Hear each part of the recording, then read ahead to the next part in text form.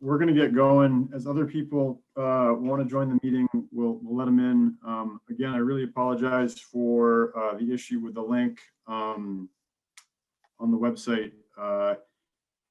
If you're here, eventually you found a way to do it, so congratulations. Hopefully others that might be trying to join will be able to figure it out and get the link. The link is now active and working. So again, we'll allow people in as they are able to join us, but we will get going. The purpose of the informational hearing tonight is to afford the electorate to discuss the articles on which we're going to be voting tomorrow. This hearing is essentially the debate component of what we would have had accompanying the floor vote. So tonight it is a chance to ask questions, clarify, that kind of stuff. It's also a chance just to say your piece on any of these issues. So take advantage of that as well. This is the second of two hearings. Our first hearing was on Saturday. This is the second one, Monday night before town meeting. So the process we're going to use here is we're going to basically walk through the warning going article by article. We're going to try to give about 15 minutes to each article. That puts us at about a total 2-hour time for this. We're going to give folks up to a minute to speak on each article as they want to. When you do speak, please just start by stating your name just for the record. So I will also add that this is being recorded as well. So when you speak, please say your name for the record. Again, we'll give everybody about a minute to speak on each issue as they want to, with 15 minutes for each article, give or take. We will circle back to articles at the end of the meeting if there's more conversation or debate that we want to have on a specific one. So if we do have to move on, we'll carve out time at the end. If you want to speak, if you could please use the raise hand function. So the raise hand function is found at the bottom of your screen on the toolbar. There's a button that says reactions. If you click the button that says reactions, it'll pop up, and there's a raise hand function. If you hit it, it will raise your hand. So I have my hand up now. You can see that. I don't know how to lower my hand though. So, my hand might just be up all meeting. There's Suzanne's hand. Hi, Suzanne. So if you could please just hit it again, Charlie. You could use the raise hand function. It's weird. I can put your hands down, but I can't put my hand down apparently. So my hand might just be up all meeting. Anyway. Can I add that on the iPad, it's a little bit different than just down on the bottom. I was noticing that on Saturday because I was logged in from my iPad. On the iPads, you actually have to click in the top right corner. There's 3 little dots, and you can drop that down, and that gives you the option to raise your hand from there. And I presume it might be the same from a phone. Yes, so actually on the phone, if you're joining us by phone, *9 is the raise hand function, and *6 is the unmute function. We do ask that if you're not speaking, you remain on mute so we can avoid background noise or feedback or anything like that. So again, if you'd like to speak on an issue, please use the raise hand function. Again, on most computers, it's down under reactions at the bottom of the screen. Hit reactions, there's a button that pops up, says raise hand, hit that and your hand will go up. Please use that. That way I can see in the participant list whose hand is up and you'll be recognized to speak. A few ground rules before we jump in. Keep your video on or off, whatever you prefer, doesn't matter to us. Please remain muted if you're not speaking to avoid background noise. When you are speaking, please address your comments to the chair. We're here to discuss the issues and debate those, but not to debate each other and certainly not to attack each other. So, again, please keep it civil.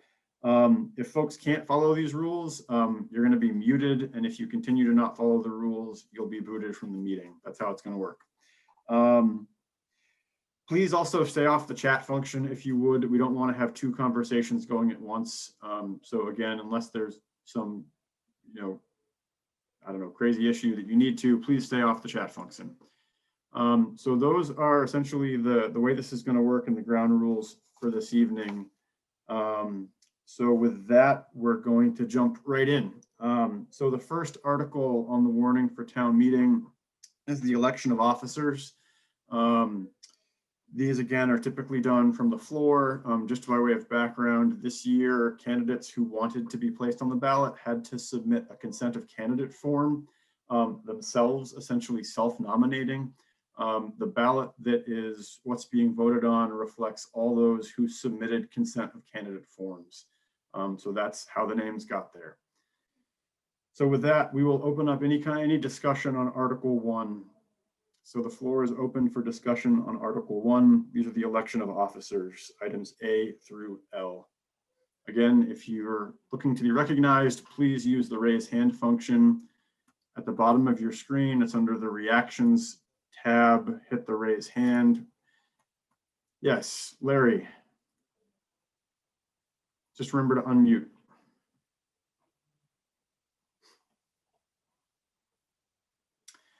Larry, you have to unmute.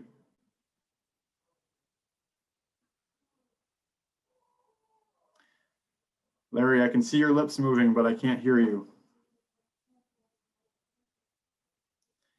Okay, last call for Larry to unmute if you want to talk.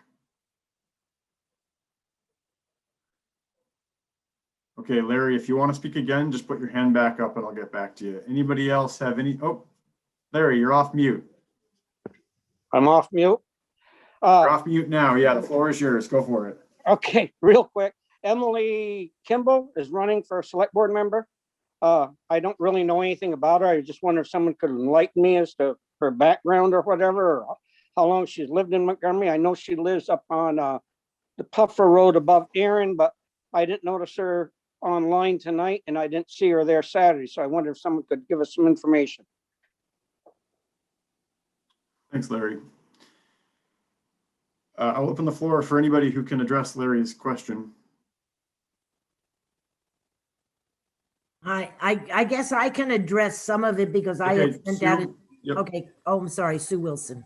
Because I had sent out an email to some people. Emily is she's lived in Montgomery, I think since 2013.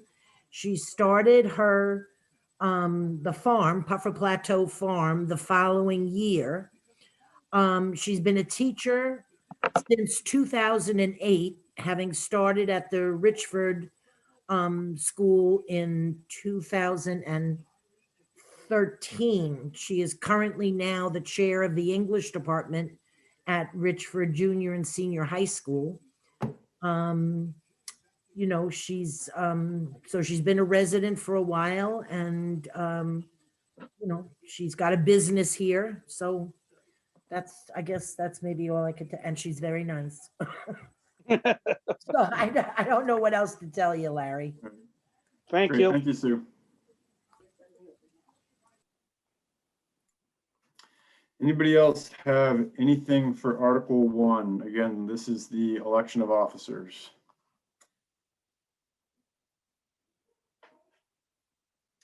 Article 1 going once, going twice.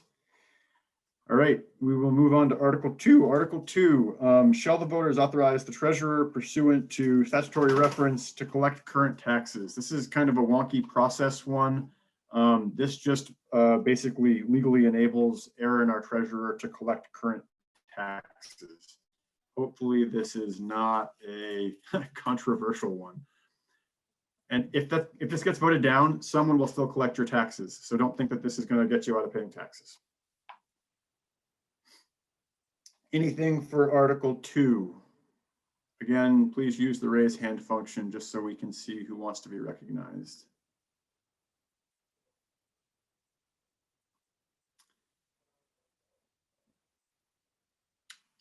All right, not seeing anything for Article 2, we will move on to Article 3. And again, we can circle back at the end of the meeting to any other questions after we work through each article. But for now, seeing nothing, we'll move on to Article 3. Article 3 is the budget question. Shall the voters accept a fiscal year 2022 budget of $1,235,606, of which $862,735 shall be raised by taxes and $334,363 by non-tax revenues, and authorize the select board to set a tax rate sufficient to provide the same. So this is the budget question this year. Typically, during town meeting, the budget questions are laid out into a number of different articles that are voted on separately. This year, the budget is rolled into one big question. And the reason that it's done that way is because essentially, if we were to vote on each individual thing individually, we would have no means of amending things as we go. So from the floor, if one thing gets voted up or down, we can amend the amount of the budget at the end. Since this is Australian ballot, we can't do that. There's no mechanism to amend different sections. So this year it's up or down, all or nothing as far as the budget goes. So that's why this year it's all baked into one question. So with that, we will entertain any questions, comments, debate on the budget question, Article 3. Again, please use the raise hand function to indicate that you want to be identified to speak. Again, if you're on the phone, *9 is the raise hand function, *6 to unmute.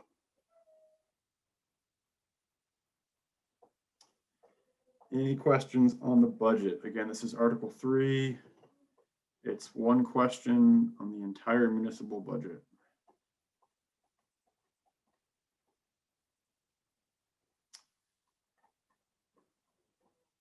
All right, I'm not seeing any questions on the budget regarding Article 3. Once, twice. All right. With that, we will move on to Article 4. Article 4, shall the voters approve a 1/2 cent increase in the tax rate to be allocated to the Conservation Reserve Fund established by the voters in 2018? So again, this was something that was established by the voters in 2018. The fund currently has about $1,600 in it. It was established to help support different conservation programs or projects in the community. A full enabling text of it can be found on the website. Any questions on Article 4? Again, please use the raise hand function to indicate that you'd like to be recognized.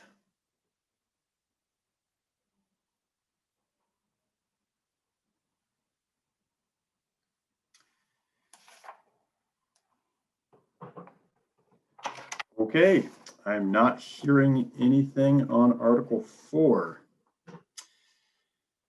So with that, we'll move to Article 5. Shall the voters establish a sewer reserve fund to assist in the repayment of debt obligations approved by the voters at a special election bond vote July 2020 to construct a municipal wastewater system in Montgomery Center and Village?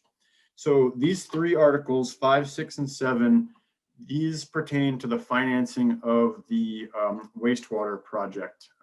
Quick recap, if you remember in the summer, we had a bond vote which essentially authorized the borrowing authority for the full amount of each one of these projects.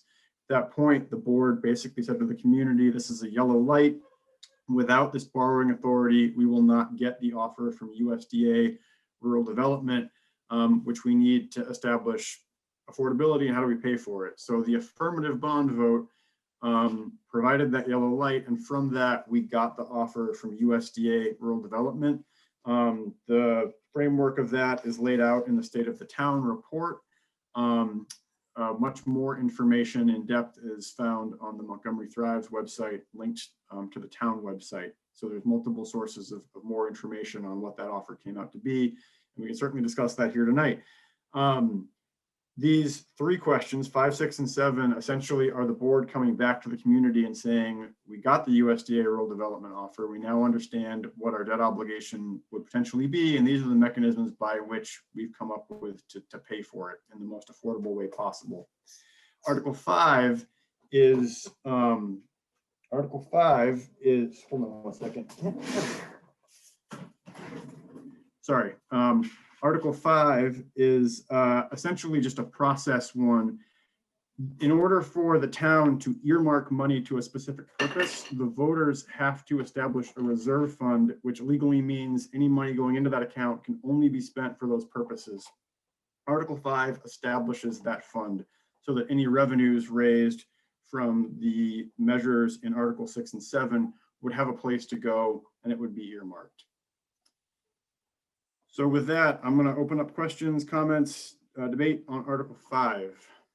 Again, please use the raise hand function if you'd like to be recognized.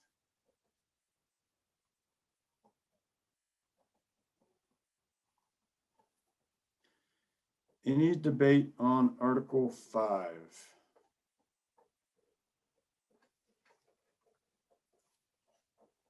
Okay, I am not seeing any hands. Oh, wait, I've got, yep, Rita. Yep. Go ahead, Rita. Feel free to unmute.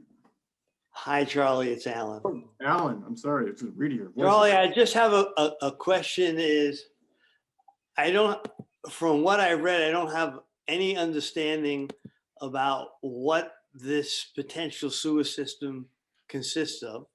I don't know if it's taxpayer totally, or it's user fees, and is there an introduction to users in terms of, and do they have to use it? I mean, there's an amazing amount of questions and lack of information about what this system is. Is going to be a sewer processor system? Yeah. Are we going to need an operator, and is it mechanical? Anyway, basically my question is, I'm looking for more information. Yeah, great. Thank you for asking that, because there is a plethora of more information available on the project. If you go to the Thrives website, which is linked to the town website, or you can get there directly by entering the Thrives address, on that website, there is the full preliminary engineering study that was conducted, looking at all the different alternatives for different kinds of systems, as well as the detail on the preferred alternative to the system that we decided to go with based on the analysis that was done. Also on the website is the full financing report that looks at essentially all the cost factors and the mechanisms whereby we could generate revenue to pay for it. So all of that is detailed there in terms of how much revenue would be needed, what the different sources would be, and then the framework we came out with in terms of how we thought best to achieve affordability and pay for the system. So that includes things like, what would the user fee be? How much money would get raised by a local option tax? So if folks have questions on any detail in the system or any detail on how to finance the system, those can be found in those reports on that website. Definitely take a look. Say it again. What? I said thank you. You're unmuted. Oh, thank you, Charlie. Mhm. I Thanks, will Alan. definitely.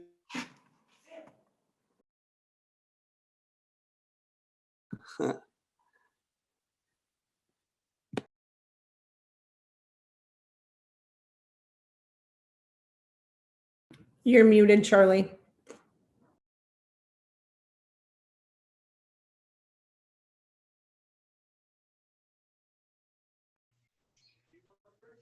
Charlie, you're on mute. Sorry, trying to corral a couple young dogs that are playing loudly behind me. Any other questions on Article 5?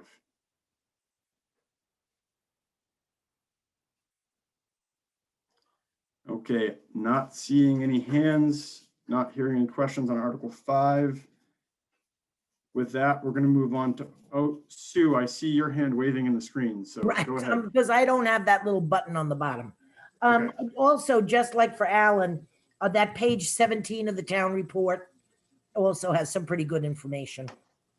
It's your annual, the state of the Montgomery. Yes, that's- so that letter that's for him. does have, yep. Yeah, that letter does give an overview on what the USDA rural development offer was, what the Exactly. debt obligation would be, Right. and that kind of stuff, yeah. Yep. Okay, any other questions or debate on Article 5? Okay, not seeing anything on Article 5. And thanks, Gabby, for Gabby did put the link to the Thrives website in the chat. So if you do want to get to the Thrives website where those reports are housed, the link is in the chat. Thank you for doing that. All right, so with that, we're going to move on to Article 6. Article 6, whereas Article 5 establishes the actual, account, we're going to keep the money in. Article 6 is one of the mechanisms to help pay on the debt obligation for the system. Article 6 reads, shall the voters approve an additional tax in an amount not to exceed 0.0612 per $100 of assessed property value for a period not to exceed 30 years to be set aside in the sewer reserve fund to assist in the repayment of debt obligations approved by the voters at a special election bond vote July 2020. So this is one of the two mechanisms outside of the user fees that were determined to be necessary in order to make this project affordable to the users and get it paid for and affordable to the community. So with that, we'll open up conversation, debate, questions on Article 6. Again, if you'd like to speak, please use the raise hand function found in the bottom of your screen under reactions. If that doesn't work, just turn your video on and wave your hand wildly. Yeah, Walter, go ahead. Yes, Charlie, could you, along with that, that statement of what we are paying per 100, can you just roughly tell everyone what the percentage is that the grant comes through in on this for anyone who didn't read the document, how much the actual we're being gifted to make this happen versus what we're paying? So I think what your question is, what are the outside funding sources that we've received? And so it breaks down into a few different categories. The main financing tool for this is a grant loan offer from USDA Rural Development. That was essentially the offer that we got that was triggered by the affirmative bond vote. That offer came in with a grant amount of a little over $6 million. There was an additional $500,000 from Northern Borders Regional Commission. And then we had some smaller awards of about $30,000. There was an additional $250,000 that were awarded. So when you add up all of the grant money, the free money, it leaves us with a 30-year loan at 1.125% from rural development to cover the remaining balance, which is about 4.9 million. So if you add up kind of all of the outside money, quick math in my head, you're looking at about 7 million in funds that are being granted to the community, which leaves us with a possible note of about 4.9 million at 1.125%. I will note that 4.9 million is a lot more money than I have in my account. It's a lot of money, but the 4.9 and the interest rate that we're getting is the best that USDA Rural Development has offered for a project in Northern New England to date. So for comparison, it's a pretty good offer from them. Walter, do you have anything else under that, or? I'll just expand on it just slightly. For those of you that don't know, I've been involved with for the Montgomery Thrives movement for the wastewater since its initiative with the original group that's been working on this for the past 3 years. I would just add that it was the significance of the amount of money that we've been gifted. While it still seems like we're left with quite a bill for ourselves, there is no other, I'm just expanding on the point that Charlie made, no other project like this has been given anywhere near this percentage coverage by grant. It's quite significant. And we, in comparison, I forget what the percentage was because it was so long ago, but it was, this was quite an impressive amount of money to be gifted to the town, considering the economic impact that it all can make upon us. So I hope you all give it all a lot of consideration. Thanks, Walt. Daniel Kahn, I saw your hands up next in order. So with that, feel free to come off mute. And Go ahead. Thanks, Charlie. Thanks, Walt. Just Charlie, in your estimation, so I haven't really followed it in the last couple of months, but do you think that there's going to be a better time for more money to be given out? Are there going to be larger pools to draw from in the future, or is now one of the sort of better times to sort of strike while the iron's hot with a project like this? Yeah, so two things on that point. One is that this idea, if we think about two different buckets of money, we have a bucket of money which is essentially grants, money that's, you know, given to the town. Then we have what the town's debt obligation would be. That's the grant loan balance. The way USDA rural development works is that when they extend this offer to you with their grant against the loan they're offering, at that point, they've baked in all the outside money. So at this point, any additional grant funds that we were to raise towards this project would go against the grant amount and not the loan amount. So at this point, there's no other outside funds that we can go after under this package to get our loan amount down. We know what the debt obligation would be, and that's what we're working from. So to that end, there's no other funds at this point that we can go after to get that drawn down even more. Kind of bigger picture, you know, what does this mean in the continuum of stuff? I guess it's a little bit of an unknown in that no one knows what's going to happen in 2 years, 5 years, 10 years. But, you know, again, as Walter pointed out, you know, from a USDA RD standpoint, this is one of the best offers they've ever made to a community. We do have our eyes set on some things coming out of Congress. So like if they do pass a major infrastructure bill, we will be, you know, we're looking to go after that funding too. However, that funding we're looking to use towards the streetscape work, which has been paused from until we figure out this financing. So that's kind of a long-winded answer to your question, Dan, but at this point, no, we don't see any other potential outside sources to get additional funds in to drive that final loan amount down. Okay, perfect. Thanks, Charlie. Thanks, Dan. Kat, I see your hand up. Go for it. Really, yeah, it's Kat Barnard. So I just wondered, in the overall budget, is there monies allocated for potential cost overruns? And part two of that question is, like, in the future, if this did happen and over the 30-year course of repayment, if there was like additional repairs, maintenance, or additional improvements that had to happen, how would those be covered? Like, would that require additional funding, or is there anything like allocated for like a reserve fund? Yeah, it's a great question. This came up at Saturday's meeting as well.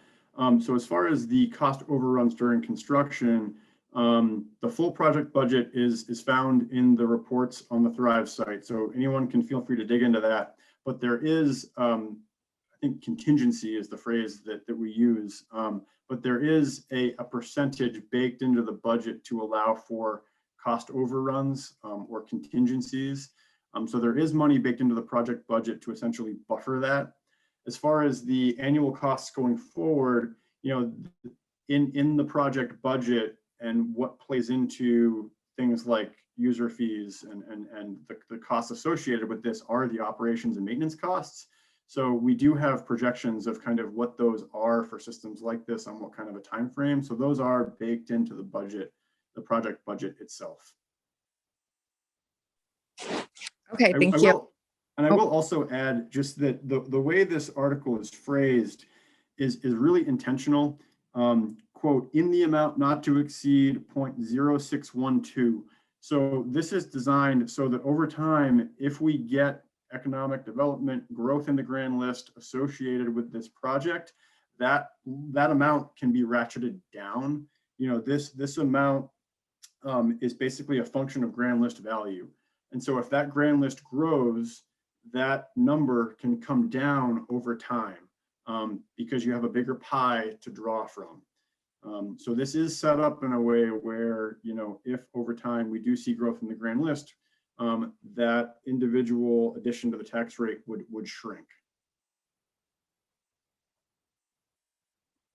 Anybody else on Article 6? Suzanne, yep, go ahead. Hi, Suzanne Thole. at the last meeting on Saturday, you gave a cost example for, I believe it was $200,000 property value, how that would reflect in this amount. Can you just provide that number again? Yep. So in terms of what this would mean, this additional, 6 cents more or less on the tax rate, and this is in the letter to the town and the town report. But if you think about what this would mean for an average property, so a property assessed at $250,000 in value, this would mean an extra $150 in municipal taxes annually. So again, $250,000 valuation on a property, that means that you're looking at an additional $150 in municipal taxes annually. So you can kind of use that as a marker and adjust to there. But if you want to know, you can basically take your assessment, convert it to the grand list value, again, because that's how the taxes are figured, and just multiply it, and you'll see what it would mean for your own property as far as an increase in municipal taxes annually. Thanks, Suzanne. Other questions on Article 6? I see a hand up on the phone number 326-4349. So 4349, feel free to come off mute. *6 is to come off mute. Hi, this is Joanne Lamphere. I'm just wondering, we had that special election bond vote in July for the wastewater system. I thought that was just to get a, see what we could get from the USDA to go ahead and, just to see what we would qualify for. I didn't think this was a done deal. Don't we have to have another vote on that? Yeah, thanks for the question. So this is that other vote, essentially. Again, the bond vote was the board asking for the authority to borrow the entire amount for the project, because without that, USDA would not release their offer. So following the affirmative bond vote, USDA Rural Development released their grant loan funding offer, which again is detailed on page 17 of the town report. And then based on that, the board, put their heads together and figured out how would we repay the debt service on that note. And those are the questions that are in this year's warning. Right, but there isn't going to be another vote whether or not the people of Montgomery actually want the wastewater system. If we say yes to this, then we're approving a wastewater system. Is that what you're telling me? Yes, this vote essentially is the ratification of support for the project. It's just very confusing. I think it should have been explained a little better in that article, that if we approve this, then it's a done deal.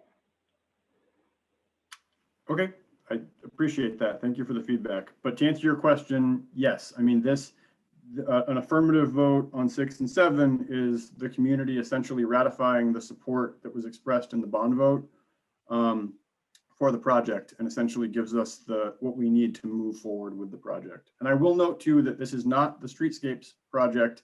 That's been put on pause while we figure out the financing on this end. We're going to pick up any discussion on that more towards the spring. Okay, thank you.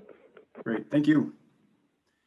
I see your hand up, Walt. I do want to give anybody else a chance to chime in who hasn't spoken yet. So if anybody who hasn't spoken yet would like to speak on this, please raise your hand.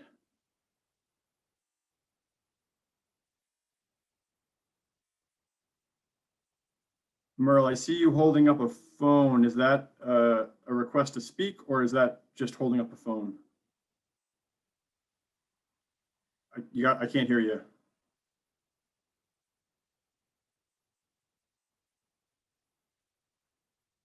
Okay, looks like not. So, okay, anybody else looking to speak on Article 6? Okay, well, go ahead. Hey, Walter Knight again. I just want to tell everyone, while we were all looking over how to best way to fund and pay for this project. There was opportunities to pay for it in quite a few ways. And I wanted to mention that we actually took one of the most conservative ways that we could pay for it. We didn't want to use any type of way that would, we literally said in the meeting, we don't want to have to answer questions later as to why it costs more than we thought it was going to, or why we don't have enough money. So we did away with some of the possible ways to pay for it that were not questionable, just not guaranteed. And a lot of effort was put into making sure that this was a black and white thing. With anything that happens in the future would be a pleasant surprise that we could take advantage of later, but we didn't want any surprises in the future for anyone that we could control. All right, thanks, Walt. Anybody else on Article 6?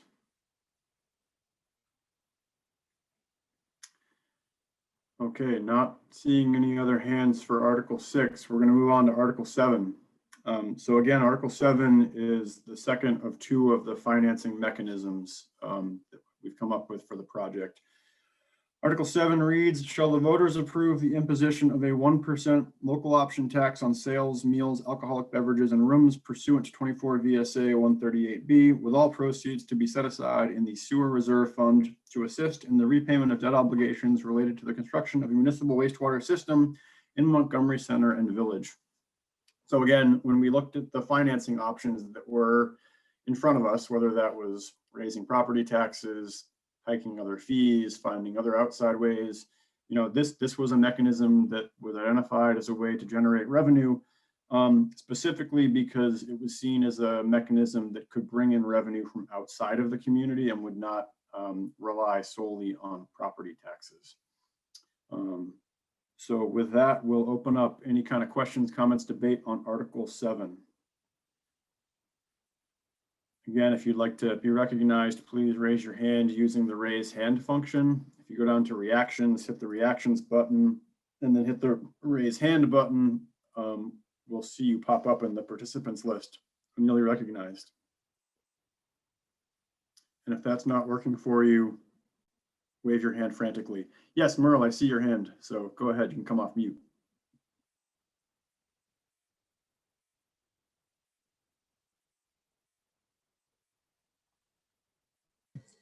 There, couldn't get down to it. My task bar There was you go. stuck up. It's not so much of a question. It's just I've never had an opportunity to ask the question. I guess this is just as good a time as any. Not going to change anything. Just rather curious that in light of the fact that we've had, I know one, if not two previous feasibility studies for a sewer system in a center village, and it was not feasible. And I'm just curious what is different now than those first two times. That now, I guess you say it's feasible, but twice before it wasn't. So what is it? What made it feasible this time?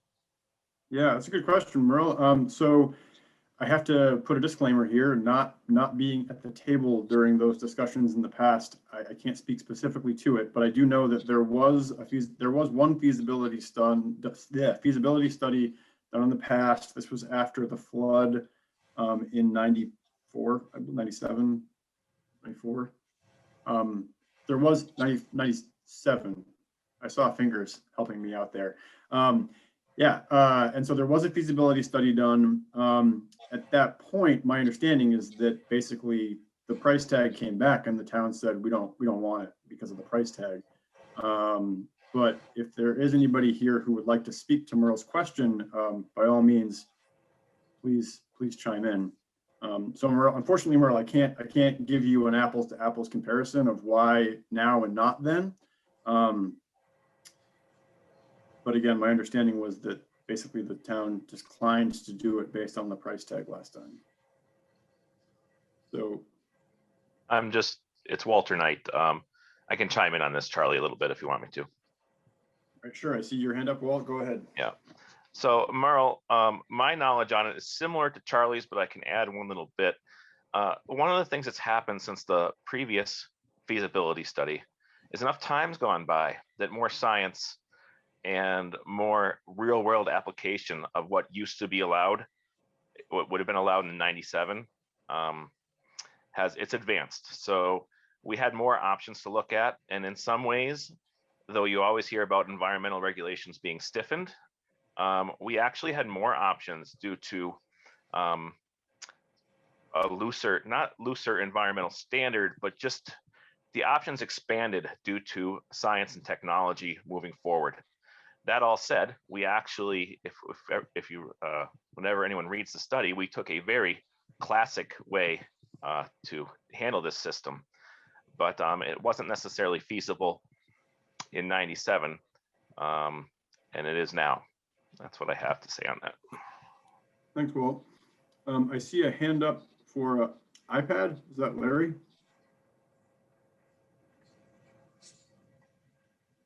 Whoever has their hand up and their label is iPad. Oh, I'm sorry. That's where it is. Thank God ahead, for Larry. Anita. Charlie, I noticed Walter is not a resident of Montgomery, and he's doing a considerable about talking about this subject, and I'm not sure that's appropriate. Yeah, so he's done a point. lot of work and he's very knowledgeable. However, I'm not sure as a non-resident, he should be doing the salesman talk. Yeah, so let me just, to that end, so this is a select board hearing. It's not town meeting. So at town meeting, if somebody who's not a registered voter wants to speak, the body has to essentially allow them. That doesn't apply here. If anybody wants to speak, we're going to let them say their piece. You're right. I think Walt lives about 30 feet over the town line in the part of Alpine Haven that I think most of us consider to be part of Montgomery, because there's not much of Westfield that connects with them. So, you know, your point's well taken. Walt has put in a huge amount of time on this project. You know, he might rest his head in Westfield, but he owns at least a few properties in Montgomery and is pretty active in the community. That being said, if other folks want to talk, by all means, you are able to talk this evening. So if other folks want to come off mute, they are welcome to raise their hand. By no means was I trying to tick Walt off. I just wanted to make sure it was appropriate. Yep. I do know that he's worked quite hard. Yep. Yeah. So from a process standpoint, the point's well taken, and that, yeah, we're not operating by the same town meeting rules as far as recognizing non-registered voters. Thank you. Yep. Thanks, Larry. Again, Article 7, Mark. Yeah, Mark, go ahead.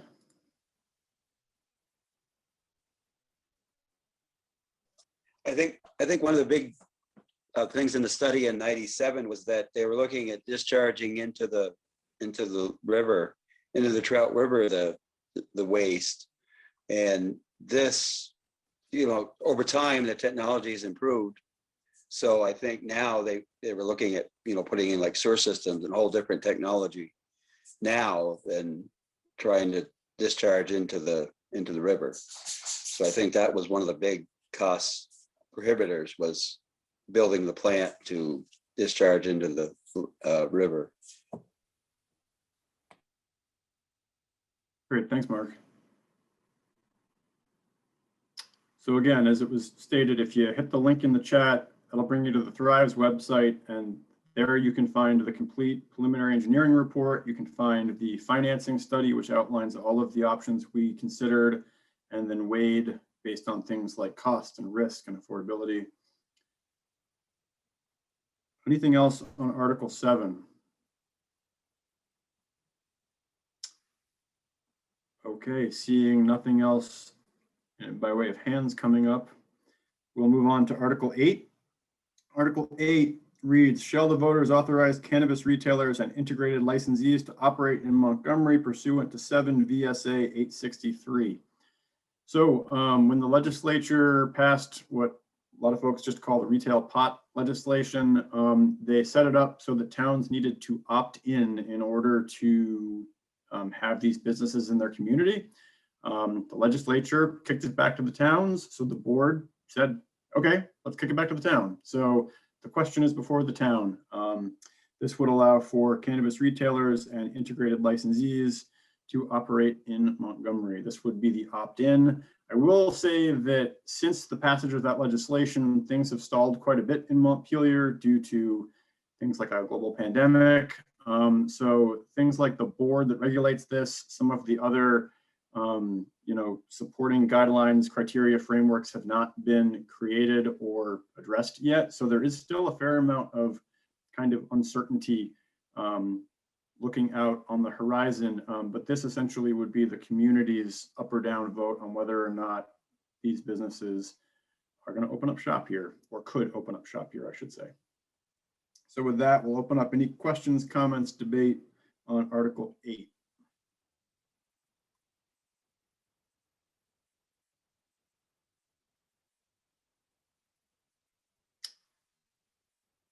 Deanna, yep, I see your hand. Hey, Charlie. I was wondering if one of these businesses or multiple were to come to Montgomery and we saw a rise in tax revenue from the 1% local option tax, if that could in any way offset future payments for the wastewater and or the streetscapes eventually. Yeah, great question, Deanna. So again, when we think about the repayment on the note for the wastewater system, that is a fixed amount, 30 years. We know how much annually we have to pay. Article 6 and 7 are mechanisms to do that. Article 7 is based on the financing report, which suggests, based on the sales returns the state's provided us, that we generate about $35,000 annually from that. If we saw business growth, sales growth associated with retail cannabis or other retailers, or other growth related to new restaurants or a new inn or something like that, any additional revenue from the 1% tax would go into that account and then would offset the percentage of debt allocation that would have to come from the property taxes. So essentially, the short answer is yes, if we saw growth that led to increased revenue from the 1% local option tax, that would then take the 0.0612 in Article 6 and reduce it, because we would need less money from municipal taxes to then put towards that debt obligation.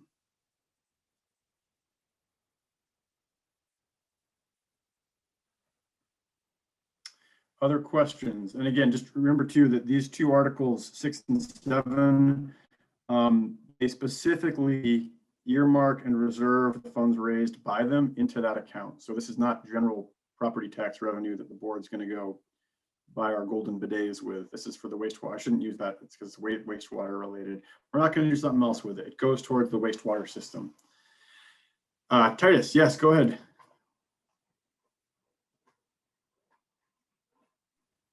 Just remember to come off mute. This is Titus Pressler. Thank you, Charlie. Is the select board aware of any specific proposals from folks who want to open cannabis shops in Montgomery at this time? No, the board is not aware of any proposals from any businesses existing or businesses that are, thinking about it. It's not to say that no one is. We're just not aware of it. We did have a couple people come to the board regarding this article and supporting its addition, just to put it out to the town and ask the question.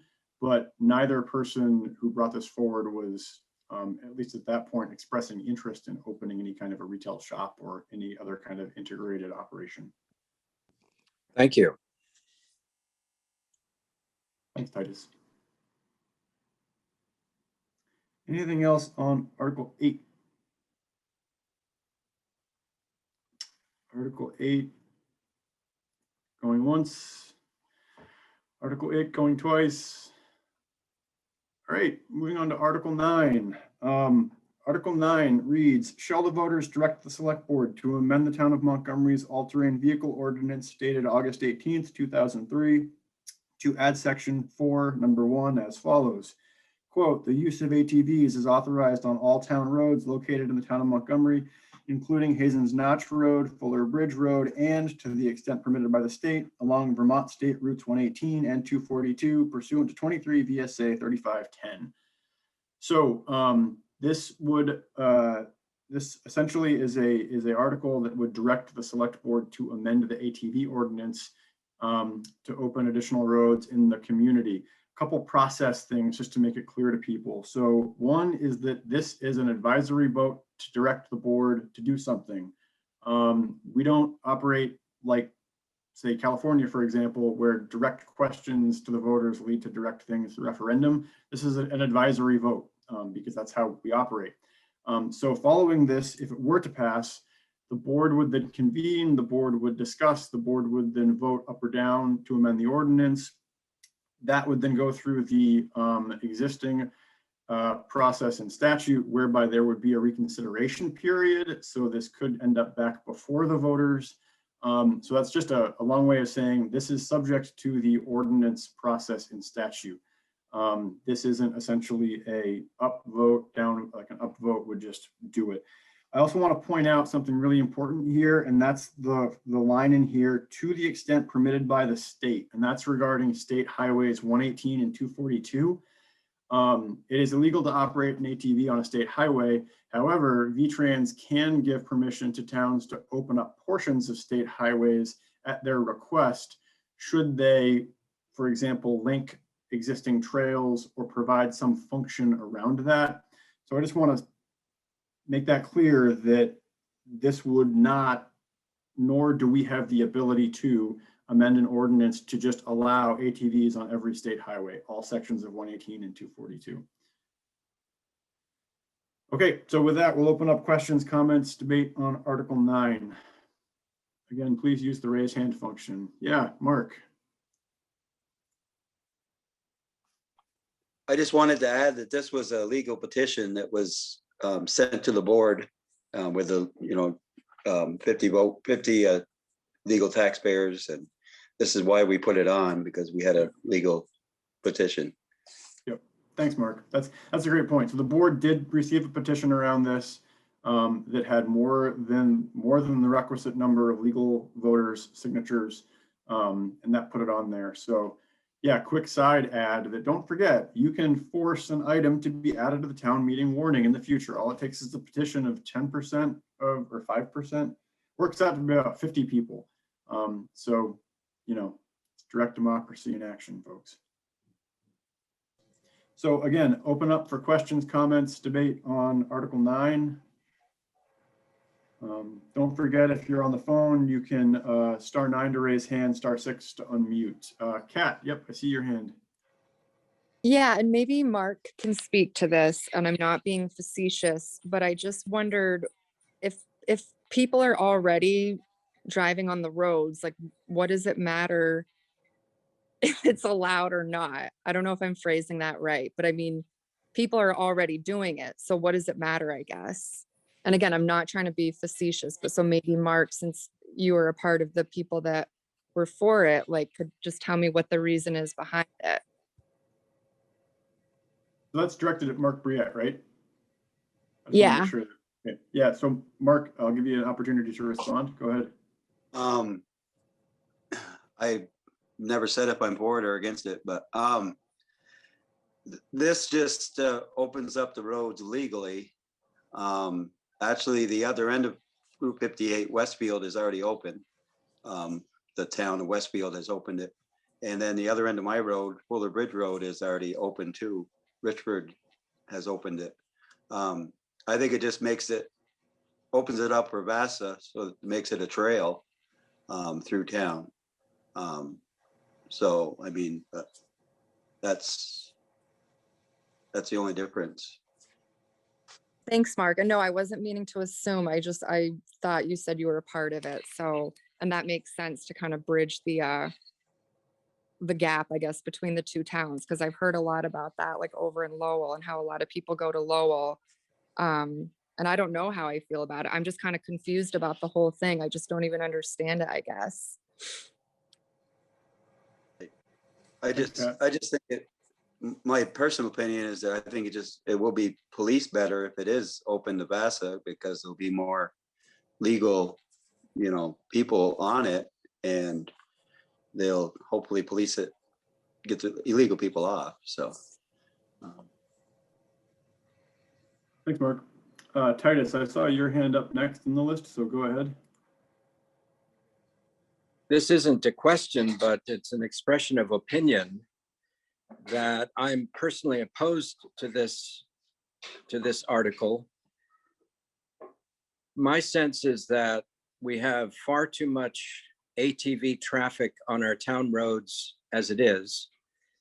And it seems to me that many people in the ATV community see Montgomery as kind of a playground with consequent violations of speed limits and age limits and the like, really quite rampant. And so I'm personally opposed to any expansion of ATV traffic. And I'm not at all confident that there will be any policing because there has not been any policing hitherto. We live on Hill West Road and ATVs are trafficking up here in the summer times far in excess of the speed limits, and kids clearly under the age of any reasonable age at which they can be trusted to operate a vehicle of this kind on a town road, equally fast and equally frequent.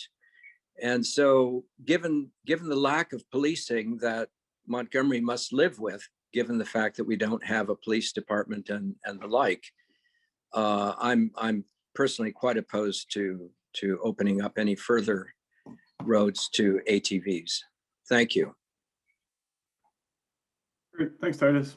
Yeah, and just to clarify again, this article does not deal in any way with enforcement of anything. Suzanne, I saw your hand up. Did you want to speak or? Just to Kat's question, to add to that response, I think part of it also, or the incentive for part of it, is that opening the roads in this regard would allow, would like attract more non-resident traffic to be able to pass through on like a legally marked road or passage from one end of Montgomery to the other, whether it be to Lowell or Westfield or Enosburg or Richford. Great. Thanks, Suzanne. Sue, I saw you waving into the camera, so go ahead. The floor is yours. Shirley, a question on the, if you did amend this, to add this, would this open up all class 4 roads, for instance, Dreamers Road and Purrier Farm Road? Would it open up all the class 4 roads? I believe all class 4 roads are technically already open under the ordinance. I don't have a copy of it in front of me though. Mark, can you clarify that? I believe they are too. I believe the class 3 and 4 roads are already open. So they are already open to the ATV? I believe so, Okay. yes. Yeah. All right, that was just my question. Thank you. Yep. Thanks, Sue. Other questions, comments, thoughts? So I see, Kat, your hand came up first. So actually, I'm sorry, Kat, you've had a chance to speak on this. So I'm going to go to P&L first. Not sure who P&L is, so there you are. Just remember to come off mute and just please state your name first. Thanks. Hi, Charlie. My name is Peter Amson, and I appreciate the chance to have a chance to ask a question here. I live on 242, which is, as some other folks have already talked about, the lack of policing in this area is already a significantly high-speed road. I live on a blind corner where we regularly see accidents, and I have a hard time understanding the motivation behind this request. And I'd like to understand what is the data that the proponents of this have with respect to safety, and that we would not increase the number of accidents in this area. I have no problem in understanding trail crossings so that people can go from one area to another area, but actually driving on the roads with an ATV on a 50-mile-an-hour road doesn't make sense whatsoever. So I'm trying to understand where's the data behind this to say that it is a safe and viable action. Great. Thanks so much for the question. So I don't have that data or anything, but I would encourage anybody who's here in the quote room who'd like to speak to that question to raise your hand.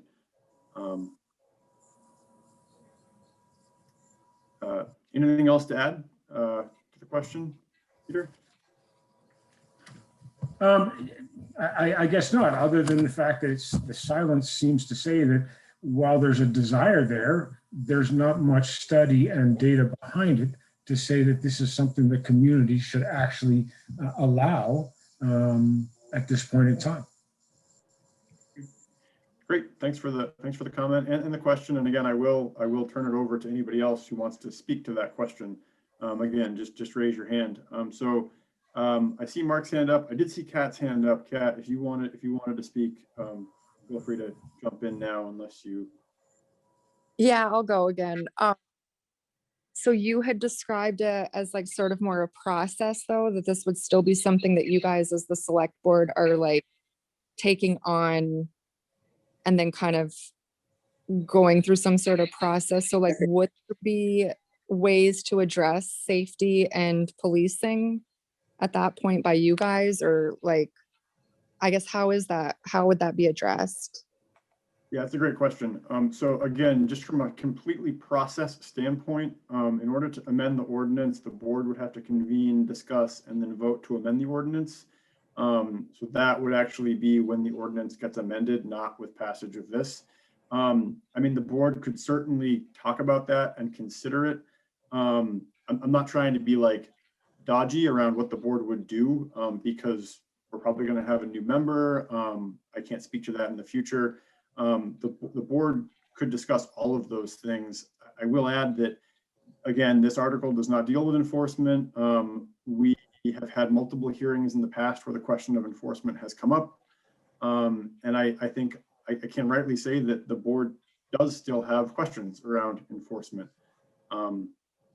But that figuring that out would not be a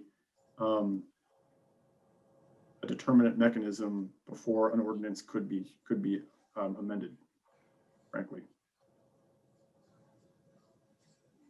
Thank you. Mark, I saw your hand was up, so Mark, go ahead. Yeah, this is an advisory article for Merle Van Giesen. This is an advisory article for the selectmen, is that correct? Yes, shall the voters direct the select board to amend. So it's an advisory ordinance to direct the select board to amend. And again, that's just based on the statutory process of amendments. The legislative body needs to amend it. It doesn't get amended from the passage of the voters article. In the event that you get the go-ahead, I hope that you will do some research, some investigation before you actually implement it.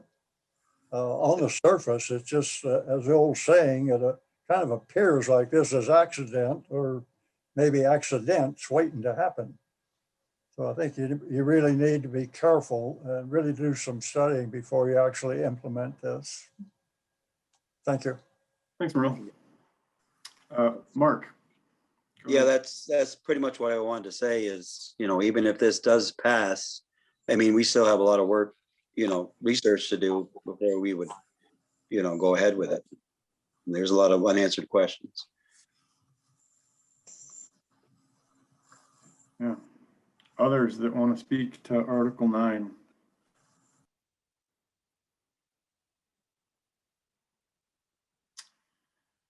Not seeing any other hands for Article 9. So at this point, I will open it back up to essentially any questions, comments, debate, thoughts, reflections, feelings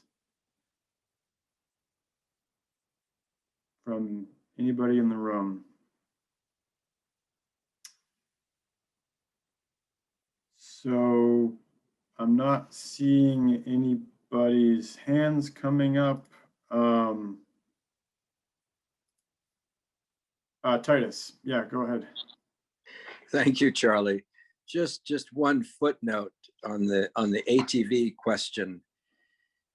The argument that other towns are doing it, and so somehow we should feel pressured to open up our roads seems to me to be a very weak argument.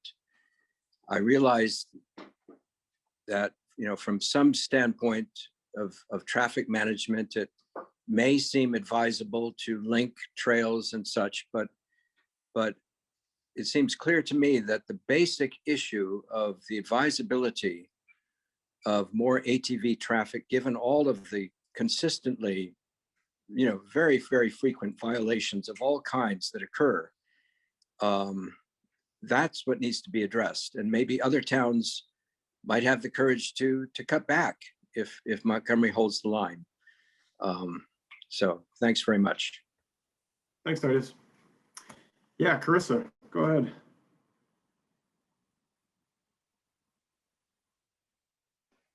Hi, Charlie. Hi, everybody. Carissa Stein, thank you for the time.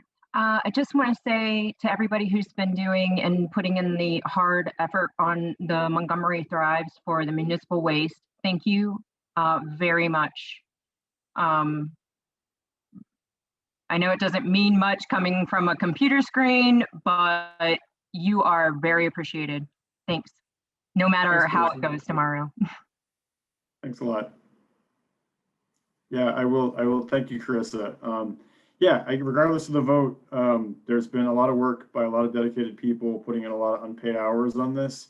And we had a great team as well that helped us. So yeah, just kudos to them. And then also thank you for everybody who hopped on this tonight. I think there's 32 people on here tonight. There was about 27, you know, Saturday.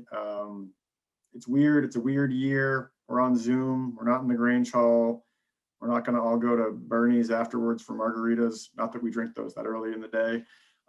But thanks. It means a lot, you know, for participating, even just coming out to listen. I also want to make one more thank you before we drop off tonight. And unfortunately, he couldn't be here tonight because he's teaching a class, but just a big thank you to Jacob. Jacob's not running for re-election, but Jacob's served on the board for 2 terms. He's brought a lot of expertise, a lot of insight to what we're doing. You know, Jacob is probably the one who's most responsible for launching the Montgomery Thrives initiative way back then. And so, you know, if you see Jacob, you know, give him a pat on the back, tell him thanks. So I don't want to curtail discussion. Again, if anybody else has any questions, comments, thoughts, feelings, expressions of love and affection or anything like that that they want to sing out, please raise your hand and you're welcome to do so. I just want to say thank you, everybody. Thank you, Larry. Yeah, so tomorrow the polls are open 10 to 7. It is no longer, you know, no longer early voting. So you got to do it tomorrow. If you do have ballots that you have received, you can drop them off at the polling location or at the drop box at the clerk's office. Otherwise, go to the polls 10 a.m. to 7 p.m. Thanks so much, everybody.